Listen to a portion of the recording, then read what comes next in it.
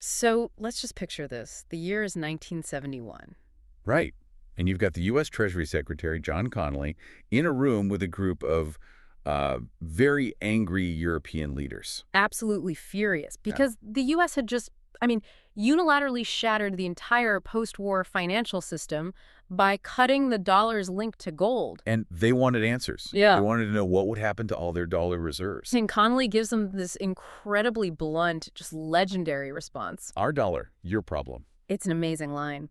But our deep dive today, which is based on this fantastic book by a prominent economist, suggests he was only half right. Exactly. The inflation that came after, what's often called the dollar's exorbitant privilege, well, that became a huge problem for Americans, too. So our mission here is to really explore that history, all the challenges to the dollar and, why it's still on top despite everything. It's a fascinating story. It is. So before we get to today, where did people think the biggest competition was coming from in the past? Because looking back, some of those threats seem, well, almost like illusions. Oh, they absolutely were. I mean, take the Soviet Union. For decades after World War II, a serious number of Western economists really believed the Soviet economy was on track to catch up to the U.S. And we're not talking about some fringe idea. They were predicting parity, sometime between 1984 and 1997. That's right. It seems laughable now, but that was a real concern then. It just shows the hubris of trying to predict economies without real market signals.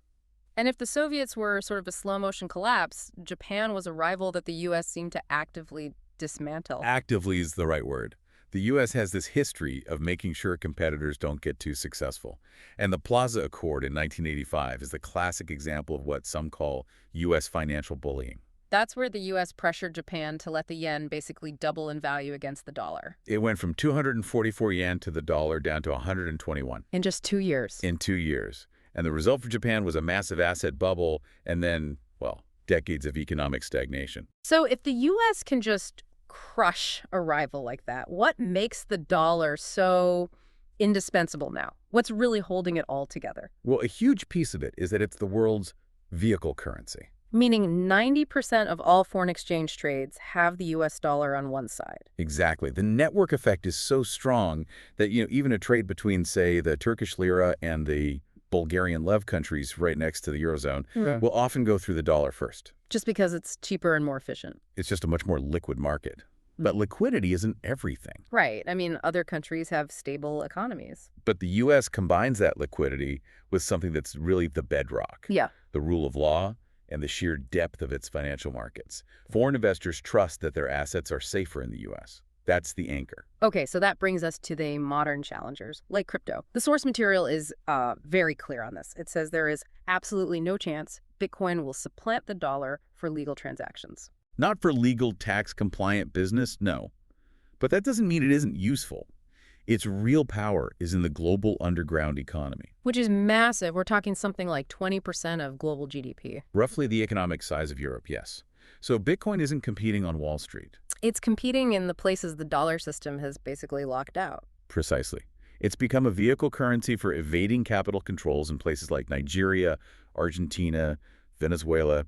There's this one stunning story in the book about a Hezbollah exchange shop. The one in the bar in Beirut. That's the one.